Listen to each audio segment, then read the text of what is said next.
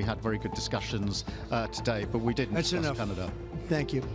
At a joint press conference with President Donald Trump and U.K. Prime Minister Starmer on Thursday, Trump interrupted as Starmer, the British Prime Minister, replied to a question from a journalist on the issue of Canada.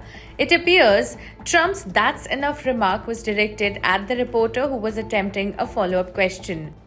You mentioned Canada. I think you're trying to find a divide between us that doesn't exist. We're the closest of nations, and we had very good discussions today, but we didn't discuss Canada. Thank you. Trump also said that the United States and Britain are negotiating a bilateral trade agreement. Trump also said on Thursday that his government had good talks on Gaza and that he thought it was coming up with solutions to problems in the Middle East.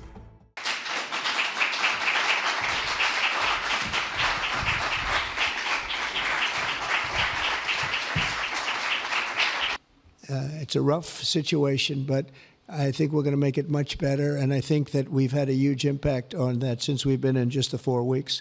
I think we've had a huge impact on Gaza, the Middle East, and we have some pretty good talks going on concerning lots of other people that are going to make it better. So we'll see what happens. Nobody really knows, but we'll see what happens. But I think we've had a very positive impact. So we're working very hard on the Middle East and Gaza and all of the problems, and it's been going on for years and years and centuries and centuries. It's a tough neighborhood, but it could be a very beautiful neighborhood, and I think we're going to come up with some pretty good solutions. But phase one is almost complete. We've had some people that have been very seriously injured, very seriously hurt, both physically and mentally.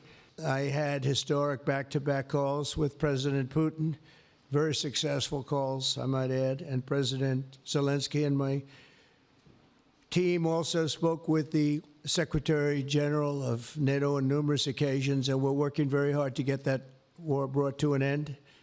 I think we've made a lot of progress, and I think it's moving along pretty rapidly. Tomorrow, the progress toward peace will continue when President Zelensky visits the White House. He'll be here tomorrow in the early part of the day, and we'll be signing a historic agreement that will make the United States a major partner in developing Ukraine's minerals and rare earths and oil and gases, and we have a great understanding. I think it's going to be great for Ukraine. We're going to be at the site.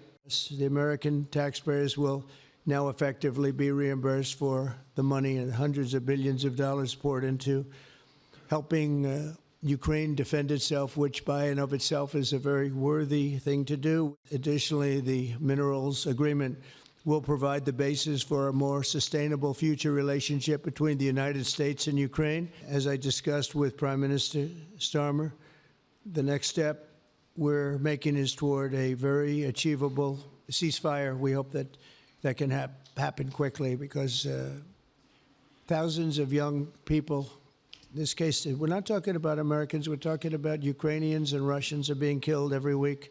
The disaster in Ukraine shows exactly why it's so important for the United Kingdom and other NATO partners to make large investments in their defense capabilities. In many cases, 4% or 5% of GDP would be appropriate.